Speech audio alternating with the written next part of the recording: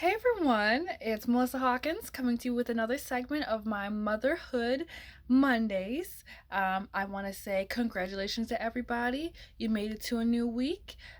With every new week is another opportunity to do whatever it is that you want to accomplish. So instead of dreading Monday because you have to go back to work and all of that, think of it as you have another opportunity to create the life you want to live.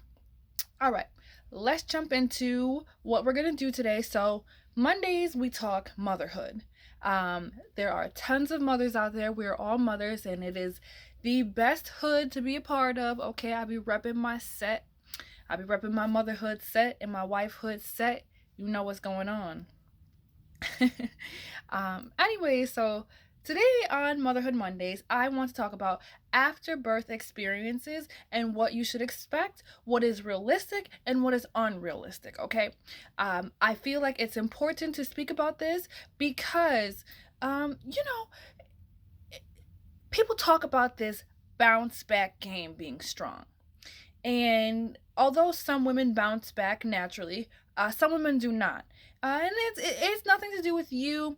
You can work out. I mean, it's more so genetics than anything else, but it's too often that women find themselves feeling any type of way because their body doesn't look exactly how they think it should 1 month postpartum or 2 months postpartum. So I want to go ahead and talk about what afterbirth expectations you should have, what is realistic and what is unrealistic. Number one, just because you have that baby, that does not mean your stomach will be flat, you know, washboard abs, ready to hit the beach. No, ma'am. No, not at all. Um, Personally for me, when I had my baby, because I had a C-section with my son, and even me, as tiny as I am, I still looked pregnant. I still looked pregnant for maybe um 3 weeks. 3 weeks I looked pregnant. Now some women um have that look to them, sometimes even 4 months postpartum, and it's fine. Your body does what it needs to do. Your body's doing what it needs to do. You need to remember that you just gave life, okay? You just brought life into this world. Your stomach being flat doesn't matter. Not everybody is Tiana Taylor and pops a baby out on Monday and is flat, ready to hit the beach, ready to hit the streets Thursday night. Okay? That's unrealistic. That's not gonna happen. All right? That's not gonna happen. You're gonna be in a lot of pain. I know that's self-explanatory, but personally for me, I guess when I went into the situation, I was thinking, okay, the pain happens during labor, a little after labor, and then I should be good pretty soon. Now, if you're somebody like me and you have a C-section, ma'am, listen, you can expect to not be able to bend over and pick things up, not be able to, if because personally for me, we used a pack and play. Instead of putting my son in his crib, we used a pack and play. So I was not able to bend over and pick him up out of the pack and play. And my husband was a big help. And now I'm going to touch on the importance of a man in this during this time period, but I'll do that last because y'all know, I'm always harping on why you need a man, why you should have a man, and why you shouldn't go into this situation alone. Obviously things happen. I understand that things happen, but most things are avoidable. But back to the main idea here. So, your stomach's not going to be flat right away. You're going to be in a lot of pain. There's going to be a lot of blood. Unfortunately, for women who have C-sections, because your body did not naturally birth your child, you have to wear those if I have it, I'll post a picture of it. I don't know if and I didn't wear it. So take this from me. I didn't wear this, so you need to wear this. If you have a C-section, you need to wear the belly band. Okay? It's not a garter. Do not wear a garter. It's literally like a white thing that you wrap. It's really tight. You wrap it around your belly. And this is crucial. This is very crucial for my C-section mamas, because it will help your muscles go back into place. Okay? If you do not use this, you will have that forever pouch that unfortunately I have, that I'm trying to work on. You know what I'm saying? I'm like 10 months postpartum now. My baby almost a year old. You will have that forever belly, that little pooch, that little pouch that you can't get rid of if you do not help your muscles get back to place and back to where they should be. Now, those are realistic expectations, okay? Unrealistic expectation would be, for one, ladies, let's talk about the boobs, okay? Let's talk about the boobs. I want you to take a look at your boobs and say hello to them, because they are your new boobs and you need to love them, you know? You need to understand that, especially if you're breastfeeding, but this doesn't happen for months down the line, until basically you're done breastfeeding. But don't expect your nipples, and these are things that I wish someone would have told me, because I was thinking, me not having anybody to talk to, not having anybody to give me any information. And granted, I understand that there's a lot of women out there like myself. You don't have anyone to tell you what to expect. You just have doctors that don't really care about you, that kind of just want to get paid, and besides that, you're pretty much alone. You pretty much have to figure everything out. And so that's what I'm here for, to let you know what's realistic, what's unrealistic, and what you can expect. Talk to you about things that nobody else really talks about, things that maybe are taboo, things that people don't want to discuss. Listen, Melly's going to discuss them, because somebody should have discussed them with Melly, okay? So let's talk about nipples. Now, and I know, especially for my expecting mamas right now, your nipples are several shades darker than they were before you were pregnant. Now, I was under the impression, oh, okay, once I pop this baby out, everything's going to go back to normal. Everything's going to go back to the way it was. That is not true. Nothing goes back to the way it was naturally. Nothing goes back to the way it was naturally. Your areolas, they may lighten back up, but they will never get back to the shade that they were before you gave birth. They will never get back to the size that they were before you were pregnant and before you gave birth. And that's very normal, Don't beat yourself up about that, okay? Because let me tell you one thing. Men don't care, They don't care that you all of a sudden have larger areolas. I mean, especially if you're doing things the correct way, and you're in a relationship with your child's father. At the very least, you're married to your child's father.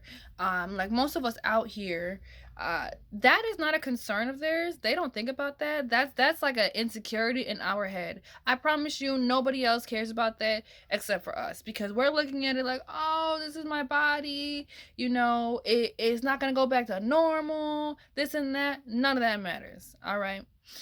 It's unrealistic to expect your body, that has gone through chemical changes in your brain, emotional changes, physical changes, to go back, to revert to its pre-pregnancy, you dig, okay? Pre-pregnancy status. That's impossible, all right?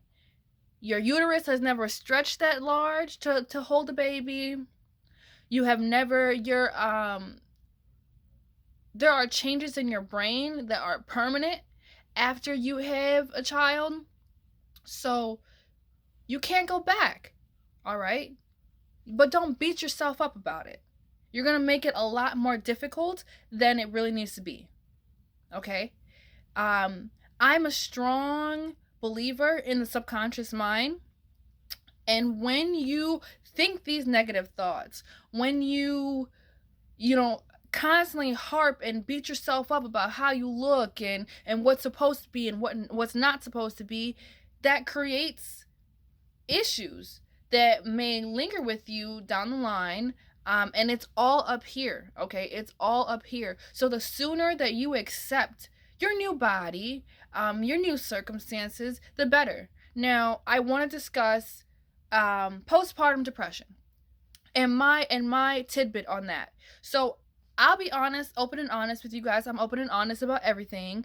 I suffered from depression when I was a teen, and so because of this and what the doctors were telling me and everything, everyone constantly told me, "Oh, your chances of postpartum depression is so high. You need to be careful. Your chances of this and that is so high. You need to be careful." It's all in your head. All right.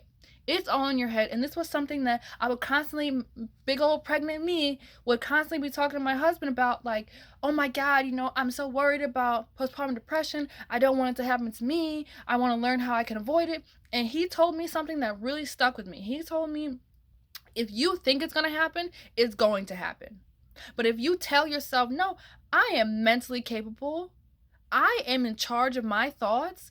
I am in charge of my world and me and everything that has to do with me. It's not going to happen, ladies. Now, of course, there are factors that may increase your chances. Like, for example, if you are going through this alone because the child's father is not there, which I do want to say, uh, it's unfortunate, but these are reasons why we need to be accountable for the decisions that we make, because it sounds very harsh, but someone's got to say it. It's nobody's fault but yours.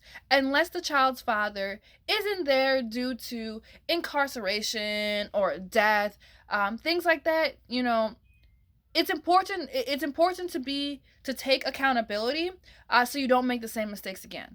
Now, by no means am I saying, oh, your child is a mistake, unless accidents happen. Accidents do happen, but these things are definitely avoidable, and that's what I'm here for, to help women learn self accountability so they can stop making the same mistakes. For example, if you say, well, Melly, I made a mistake, I slipped up, I had this baby, I knew this man didn't want this baby, now I'm alone, now I'm depressed, now I'm not sleeping, and I'm up 24 hours a day with this baby, and I don't know what to do. Okay. But then if that same person comes to me again, what is it? A year later and says, "Oh fuck, I'm pregnant again by a different man and the dad's not here and I'm going through postpartum depression again." I can't feel bad for you. You have to be accountable for your decisions. Every choice you make in life impacts you, whether it's now, whether it's 5 years from now, whether it's 10 years from now. You need to be accountable. So, back to what I was saying about postpartum depression. So, these factors can certainly increase your chances of postpartum depression. And it's important that you all fully understand that postpartum depression isn't necessarily like always as extreme as I want to kill myself and I want to kill my baby. It's not always that extreme. Postpartum depression can be, you don't really want to get out of bed. It's like regular depression.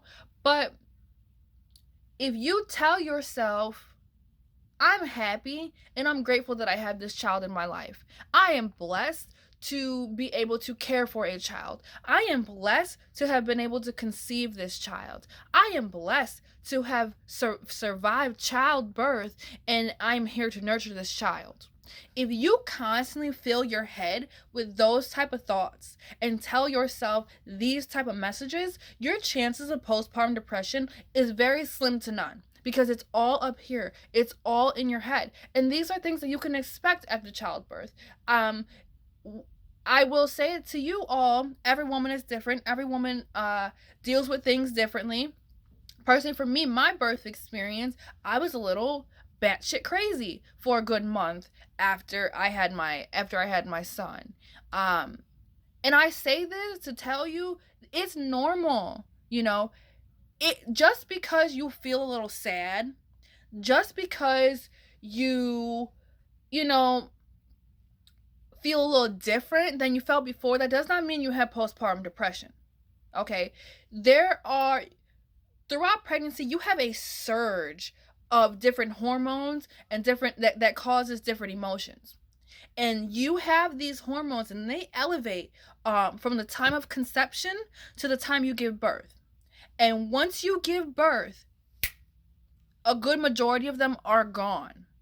Not all of them. A lot of them gradually decrease, but a good majority of those good hormones are gone. So of course, it is normal and natural for you to not feel your happy, chipper self. It is normal, it is natural for you to look at your baby and cry sometimes, okay? I know it sounds crazy, but I'm telling you, if you are an expecting mother and you don't have anybody to tell you what you should expect, what you shouldn't expect, to tell you that your expectations are stupid as hell and that's not going to happen, let me be that person.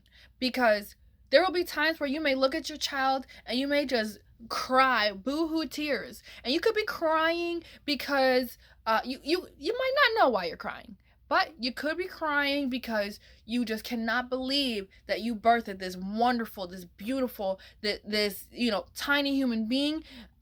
Things of that nature. That does not mean that you're depressed. That does not mean you have postpartum depression. But if you go and you tell your doctors this, they will tell you, you have postpartum depression.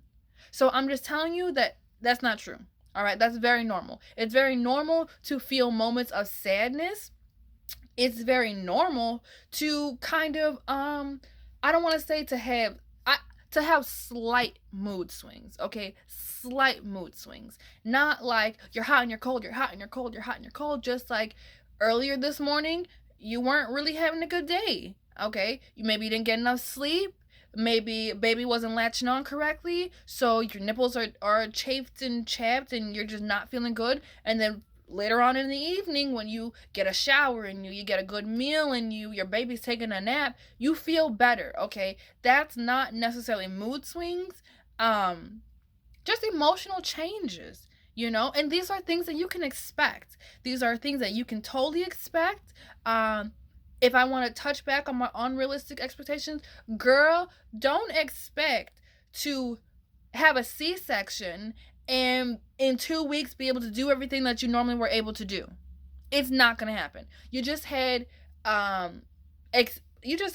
serious surgery. Okay, my husband was able to take a picture of my son, being pulled out of me.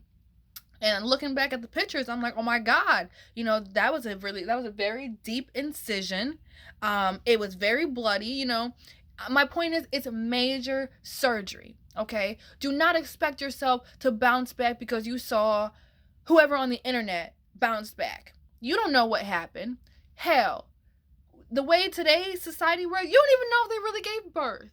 Okay, you don't even know. You don't know if they just wore a fake belly and had a surrogate. You don't know. So don't compare your birth experience, your postpartum body, to the next person on the internet, because the internet is virtual. Nothing is real. You can fake and fabricate anything. All right. So I want to thank you everybody for tuning in to my Motherhood Mondays. I want to let you know that you will have a great week. Do not dread Mondays. Life is what you make it. It's going to be a great week. It's going to be a great start of the week, especially because I'm here. No, I'm just kidding. But thank you so much for tuning in. Please like, comment, and subscribe to my channel. I will see you guys in the next video. Bye.